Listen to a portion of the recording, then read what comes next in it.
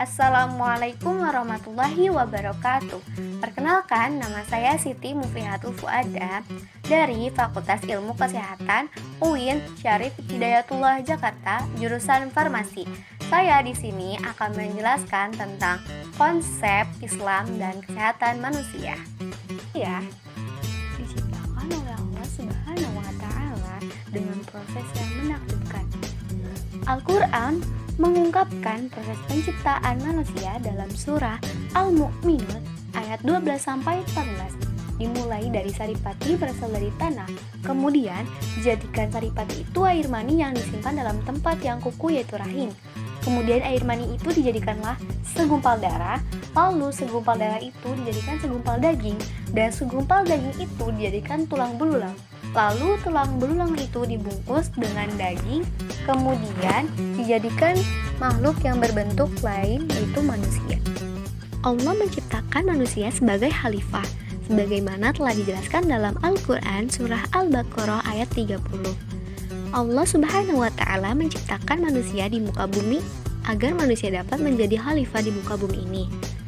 Yang dimaksud dengan khalifah ialah bahwa manusia diciptakan untuk menjadi penguasa yang mengatur apa-apa yang ada di bumi, seperti tumbuhannya, hewannya, hutannya, dan lain-lain.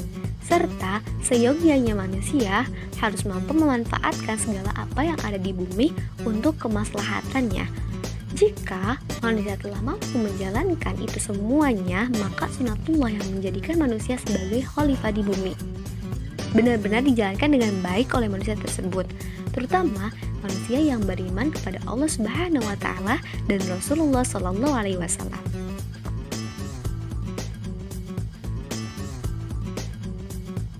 Tujuan Allah menciptakan manusia untuk mengilmui tentang Allah, sebagaimana telah dijelaskan dalam Al-Quran surah At-Toha ayat 12. Allah menceritakan bahwa penciptaan langit dan bumi agar manusia mengetahui tentang kemahakuasaan Allah, bahwa Allah lah pemilik jagat raya ini dengan ilmu Allah yang sempurna.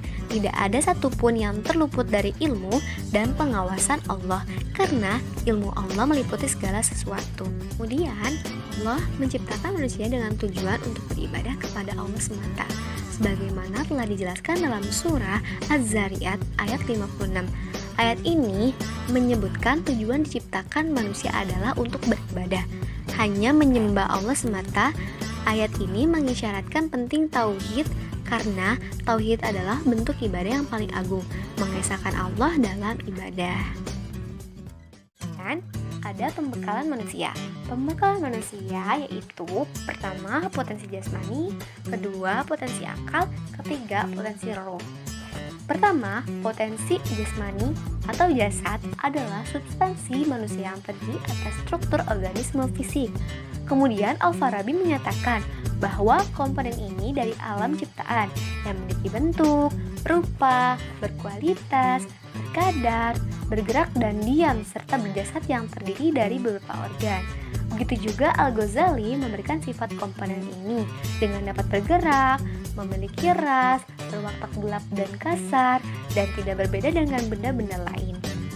Potensi jasmani telah dijelaskan dalam Al-Quran surah Al-Mulk ayat 15. Setelah ditegaskan bahwa Allah adalah maha halus dan maha luas pengetahuannya, kini diuraikan kembali tentang kuasanya.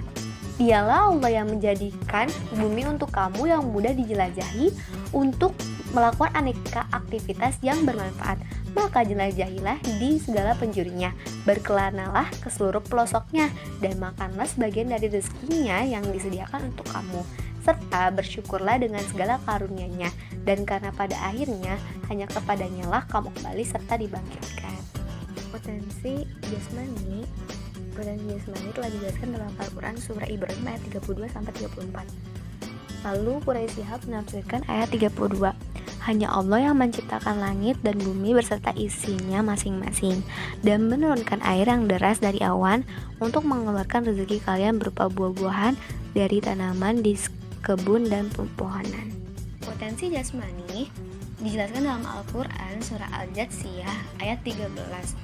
Sebagaimana Quraisy Shihab menafsirkan, hanya Dia pula yang untuk maslahat kalian menundukkan seluruh benda langit yang berupa bintang-bintang yang bergelapan dan bermacam planet, dan semua yang ada di bumi serupa tanaman, susu yang banyak, tanah yang subur, air, api, udara, dan padang pasir. Semua itu ditundukkan oleh Allah Subhanahu wa Ta'ala untuk menjamin kebutuhan hidup. Nikmat-nikmat yang disebutkan itu merupakan tanda-tanda yang menunjukkan kemahakuasaan Allah bagi orang-orang yang mau merenungkan ayat-ayat ini. Dalam Al-Quran Al-Karim tidak ditemukan kata aqala yang menunjukkan potensi manusia itu. Yang ditemukan adalah kata kerjanya dalam bentuk ya'qilun dan ta'qilun. Masing-masing muncul dalam Al-Quran sebanyak 22 dan 24 kali. Di samping itu, ada juga kata na'qilu dan qi'luha serta aqalu yang masing-masing disebut sekali dalam Al-Quran. Terulang kata akal dan aneka bentuknya dalam jumlah yang sedemikian banyak mengisyaratkan pentingnya peranan gilirannya mengantar pada dorongan berakhlak luhur. Ini dapat dinamai al-aqal al-wazi, yakni akal pendorong. Akal juga digunakan untuk memperhatikan dan menganalisis sesuatu guna mengetahui rahasia-rahasia yang terpendam untuk memperoleh kesimpulan ilmiah dan hikmah yang dapat ditarik dari analisis tersebut. Kerja akal di sini membuahkan ilmu pengetahuan sekaligus perolehan hikmah yang mengantar pemiliknya mengetahui dan mengamalkan apa yang diketahuinya.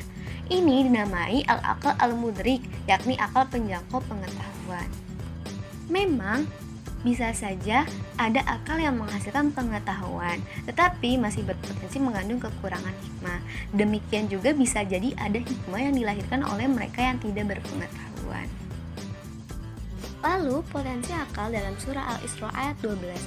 Allah Subhanahu wa Ta'ala menjelaskan gejala kekuasaannya yang ada di alam semesta dengan maksud supaya insan memikirkan dan merenungi penciptanya. Allah Subhanahu wa Ta'ala menjelaskan bahwa Dia membuat malam dan siang masing-masing sebagai tanda kekuasaannya.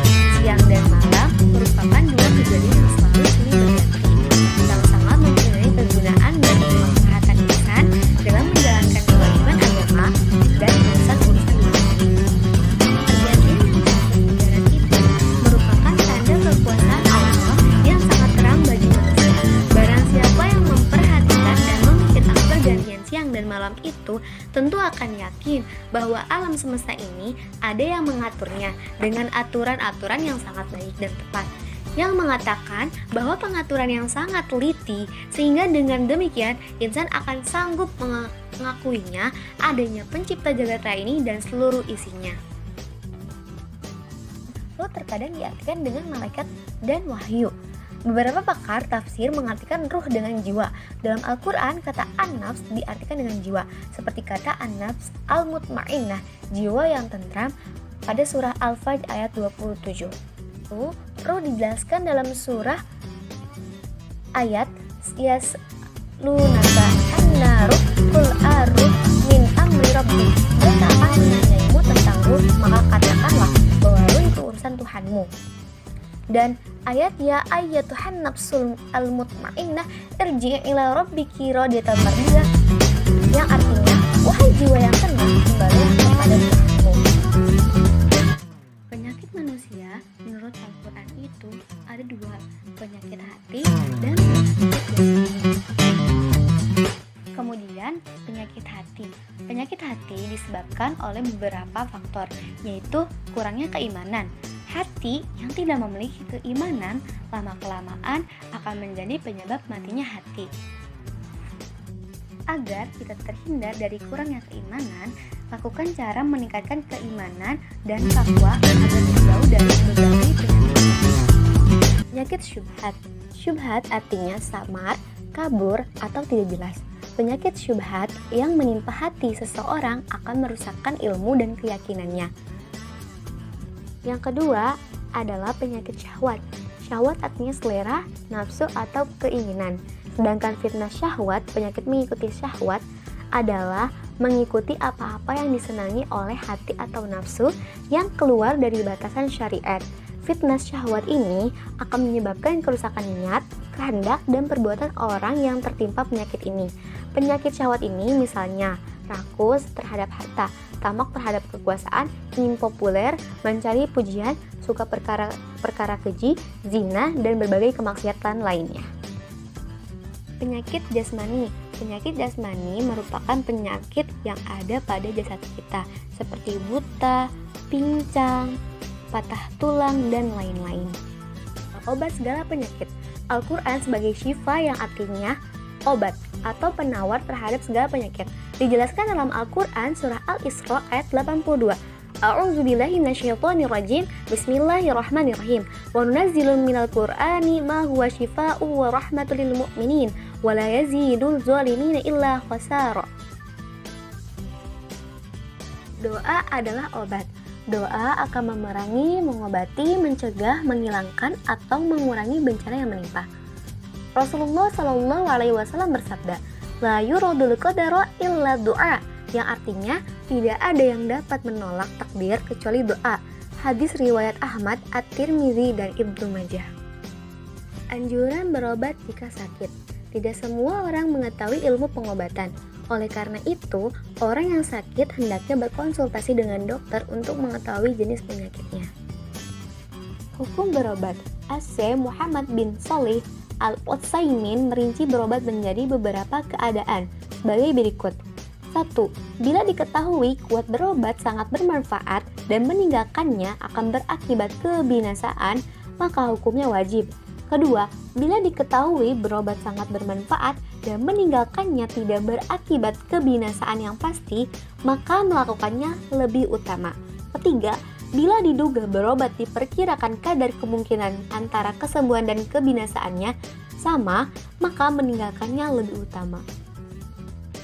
Kemudian, bahan-bahan yang dilarang dalam berobat. 1. Bahan atau hewan yang diharamkan secara syariat untuk dimakan, seperti najis, tuak, dan alkohol. Yang kedua, bahan yang dilarang secara khusus, seperti besi, dan lain-lain. Bahan-bahan yang ada dalam Al-Quran. Delima, kurma, jahe, pisang, zaitun, tin, dan madu. Pengobatan Islam yaitu 1. Sesuai tuntunan syariah sumber utamanya yaitu Al-Quran dan hadis. Kedua, berupa pengobatan ruqyah. Ketiga, tidak menggunakan bahan yang haram. Sekian penjelasan dari saya dan terima kasih. Wassalamualaikum warahmatullahi wabarakatuh.